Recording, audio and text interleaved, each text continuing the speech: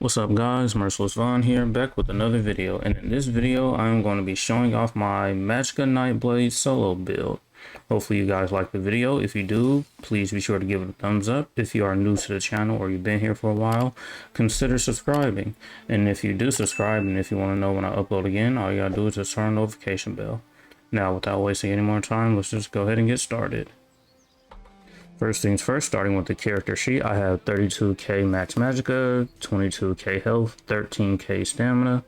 I have 2857 spell damage, 65.7 spell critical, and 10k spell penetration. I have 1436 magicka recovery. Here are the advanced stats if you guys care about that. And the Mana Stone I am using is the Shadow, which increases your critical damage. As for the gear, I am running 5-piece Mother Sorrow on the weapon and jewelry. And on the body, I am running 1-piece Slime Crawl for the crit chance. And then I have False Gods. And I am also running Ring of the Pale Order. And since I'm running Ring of the Pale Order, I have to put Mother Sorrows on the shoulders to get that 5th bonus. So to talk about the gear a little bit more, False Gods, 2 pieces gives you spell critical, 3 pieces gives you minor slayer, increases your damage done to dungeon, trial, and arena monsters by 5%. 4 pieces gives you spell critical, and the 5 pieces reduces the cost of your magicka abilities. And when you kill an enemy, you restore magicka and gain major expedition, increasing your movement speed. This is a trial set that you get from Sunspire, which is found here, North and Elsewhere, then Sunspire. You get it from that trial right there. This is a DLC area, so just keep that in mind. Mother Sorrow is an overland set that you get from, I believe, Deshawn's. Yep, Deshawn's Mother Sorrow.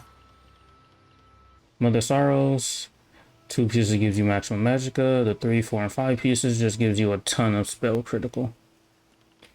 And Ring of the Pale Order, you restore 20% of damage you deal as health. So this is really what's going to give us most of our healing when we're soloing. And since I'm here on the jewelry, as you can see, I have a spell damage enchant with bloodthirsty traits. And then on the body pieces, I have magicka enchants with divine traits. And on the back bar, I'm using the Maelstrom Perfected Inferno Staff. If you don't have Perfected, that's fine. Imperfected just works as well. The only thing you're missing is the spell penetration, but what you really want is the second bonus. Your light and heavy attacks dealing additional damage to enemies inside your wall of elements. That's what you really want. Then weapon damage enchant, infused traits. And on the front bar, I have an absorb magicka enchant. For the enchant on the front bar, you can use whatever you want, really. It's up to you. Here I just have the absorb magicka enchant, and the trait I'm using is precise. And that's pretty much it for the gear. Oh, if you don't have Ring of the Pale Order, that's fine. Just put on the Mother Sorrows ring, take off this, and if you want, you can use Zons. This is really good for single target. Or if you want something a little bit more tankier, you can go with a set called Ice Heart, I believe. Let me find it real quick. Here it is, Ice Heart. Drops from Dire Frost Keep. This isn't a DLC dungeon, so you can just go ahead and farm for it. And so yeah, gives you spell critical, and when you deal critical damage, you have a 20% chance to gain a damage shield. So yeah, that's really good if you want something to help you survive. And that's pretty much it for the gear. I'm gonna go ahead and move on to the skills that I use. Alright, as for the skills, starting off with the back bar, this ability does not go anywhere when you are a magicka DPS, Elemental Drain. Basically, Major Breach for 20 seconds reduces their resistances, and you gain minor magicka steal. When you deal damage to the target, you get magicka back, so that's cool. Siphoning attacks. Basically, you activate this, your light of heavy attacks heal you and restore magicka for 20 seconds. Fully charged heavy attacks restore twice the value. And then when this ability ends, you restore additional magicka based on the length of time this ability was active, as you can see right there at the bottom. Here, Dark Shade, you just summon a shade version of yourself to attack the enemies, and then it deals Magicka damage every few seconds. It also inflicts minor mem, reducing the enemy's damage done by 5 seconds for 4 seconds. And here we have our shield, Harness Magicka. It's just a damage shield, and when you take damage, it restores Magicka depending on the number of pieces of light armor you have on. Here is another ability that doesn't go anywhere on your back bar if you are a Magicka DPS, Unstable Wall of Elements. This is just basically a DOT. Burning enemies take 20% more damage from this ability since I'm using the Inferno Staff. And then when it ends, it deals exploding flame damage. Even if you don't have the Maelstrom Arena, you still want to use this ability on your back bar just because it's a really good damage over time ability. And when you do get the Maelstrom Inferno Staff, it's already there, so you won't have to put it there. So even if you don't have the Maelstrom Staff, just get in the habit of having this on your back bar. Now, ultimate. On this character, he was a stamina character, but I changed him to Magicka. So my Destruction Staff isn't level 50, so keep that in mind. So the ult I have here in place of Elemental Storm is Soul Tether.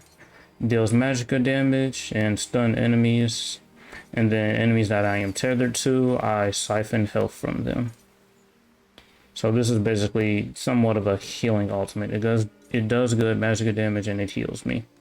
So this is an ability that you can use, but if my Destruction Staff was level 50, I will have Elemental Storm here instead of this. But since my Destruction Staff isn't 50, I just have this here as a placeholder. And it's just another heal just in case I need it. Alright, now for the front bar. I have Impale, which is my execute ability. This is an ability that you can use from far away, unlike the Stamina Morph, you have to be up close to use it. But since I'm a Magicka DPS, I can use this ability from afar, so this is really good. And I have this ability right here. It deals an insane amount of damage over time, reduces enemies' movement speed, and also the second ability, it helps gain resources back. As you can see, each tick applies the overcharge status effect, inflicting minor Magicka steal for 4 seconds, causing you to restore Magicka every time you deal damage to the enemy. So this is really good, deals a lot of damage, and for 4 seconds you get Magicka back. Here, Swallow Soul, our spammable ability. As you can see, steal an enemy's life force, dealing magic damage and healing you for 37% of damage inflicted every 2 seconds for 10 seconds. So this is another one of our main healing abilities. It does good damage and it also heals us. This is another good healing ability, Merciless Resolve. So yeah, you activate this, it lasts for 40 seconds, you do 5 light or heavy attacks. You use the ability again at the 5th light or heavy attack, turns into a bow, does damage and heals you if you are within melee range. So this is a really good ability, and does an insane amount of damage as well. Here I have Inner Light. While this is slotted, you get max Magicka and gain major prophecy, increases our spell critical rating.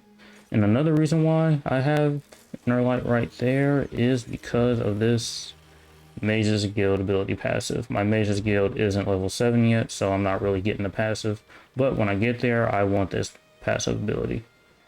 Increase your max Magicka, magic recovery for each Mage's Guild ability slotted. So when my Mage's Guild is 7, I'll definitely get this passive so I can get this bonus right here. But since I don't have it yet, I still have it right here for the Magicka and spell critical rating. And also, Incapacitating Strikes. This is a good ability to use. I know it deals disease damage, not magic damage, but it's still a pretty good ultimate.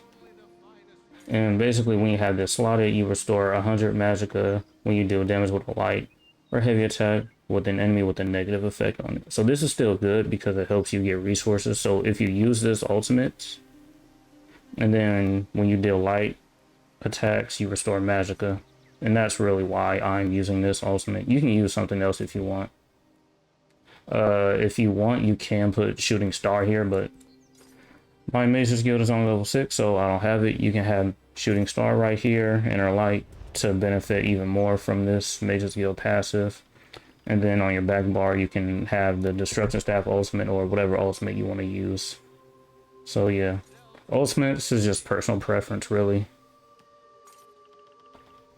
And that's pretty much it for the skills. Oh, wait a second. My race is a Khajiit. I mean, Khajiit, it's okay. But really, you want to go with High Elf. The reason I'm a Khajiit is because this guy was a Stamina Nightblade, but I switched him to Magicka. So if you want, you can go with High Elf instead of Khajiit. So yeah, just keep that in mind. Another thing I want to talk about is, I don't talk about it often, are the passive abilities. I don't talk about passives, mostly because I just kind of forget about them, but here are all the passive abilities that I have. Like as you see, I just bought all of them from there. I have all of these except for this one. And then here, I have all of those. And then for the Destruction Staff, I have all the passives. When this is 50, I'll get that next rank upgrade. For the light armor, I have all the light armor passives. And I think that's it. Oh, Soul Magic, I have these passives. Father's Guild, I have the Banish the Wicked. You generate ultimate when you kill an enemy. Undaunted, the Undaunted passives, both are really good, so you just want to make sure you have those. Assault, I have Continuous Attack. This doesn't really help, this just increases my mount speed, so really not that important. And then I have all my race passives. And that's pretty much it, so now I guess move on to the next thing. Alright, so now for food and potions, here we have best in slot for Magicka DPS is the Clockwork Citrus. Here it increases your max Magicka, max health, and also gives you health and Magicka recovery for 2.5 hours. But if you can't make this or it's too expensive for you, then you can always go with Witchmother's Potent Brew. It increases your max Magicka and health and gives you Magicka recovery. This is really good. Since I really can't use the Clockwork Citrus, this is what I use pretty much 24/7. So yeah. And if you don't have this, you can always go with this. This is okay as well. It gives you maximum Magicka and it increases your Magicka recovery. So yeah, that's pretty much it for the food that you use. Alright, now as for the potions to use, the best in slot for Magicka DPS would be the Essence of Spell Power. How you make that is you pick whichever one of these you use, since we're max level, or I'm assuming you're max level. You use these. You use this plant, and the last one you need is this one, Essence of Spell Power. It gives us Major Sorcery, which increases our spell damage, Major Prophecy, which increases our spell critical rating, restores Magicka, and it also gives us Major Intellect, which increases our Magicka recovery. And so yeah, this is just pretty much the best in slot potions to use, so yeah. If you don't want to use these, you don't have to. You can use the regular Magicka potions that you get from like dungeons and stuff, but if you want to increase your damage, these will help you out. So if you can get your hands on these, great. Alright, so next thing will be champion points. At the making of this video, I have 1055 champion points. Came a long way from my first build video. But anyways, I'm going to go ahead. Starting off with the green tree, there's not really much here that you can get that will help increase your damage. The one thing that you can get is Rationer, which increases the duration of any food or drink you have. So this is really good to have. If you have this, you know, the longer your food and drink buffs will stay active. So that's good. Steadfast Enchant, your weapon enchants have a 10% chance not to consume a charge. So yeah, your enchants basically last longer on your weapons. And besides this one and this one, other than that, there's not much else that will really help you for damage. Here are the ones that I have selected. So just going over these real quick just to show you what I have. But these, the ones I just showed you, are personal preference, but the ones you want are probably Steadfast Enchant and Rationer. And as for the blue tree, just you know, kind of skim over what I have. I had Eldritch Insights, Precision, Fighting Finesse. Here I have Backstabber, but really, if you have the champion points, you will want Untamed Aggression. Because here, really, just take this out. Backstabber is really for group play because in groups you're supposed to be behind the boss. But since you're soloing, you really won't be behind the boss as much. If you get lucky and get behind the boss for a little bit and deal some crit damage, then yeah, you'll do more damage. But most of the times you really won't be behind the boss. So you will want Untamed Aggression. And that's what I'm putting my next few champion points into now. I'll get this maxed out, then I'll just have that slotted there. But since right now I only have 22 points in here, I'm only getting 66 weapon and spell damage. So yeah. If you have Backstabber, just unslot that and then put it in Untamed Aggression. Then moving here into the elbow, I have Piercing, Flawless Ritual, War Mage, and then here I have Deadly Aim and Master of Arms. And that's pretty much it for the blue tree. Red tree, really the one that I say you'll need the most are Hero's Vigor, which gives you more health, and Siphoning Spells. You get resources back whenever you kill an enemy. So yeah, these two are probably the ones that's most important, especially this one. But the other ones, I can just show you what I have. Rejuvenation, Fortified, Boundless Fertility. I have points in here, points in here, in here. Hero's Vigor, like I showed earlier. Hasty. But these are my personal preference. You might have your points into something else, but the ones you want are Hero's Vigor and Siphoning Spells. And that's pretty much it for champion points.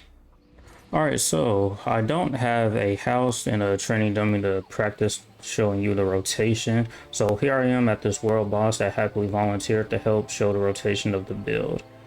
Really, the build is just me. I just go from left to right, really starting on the back bar.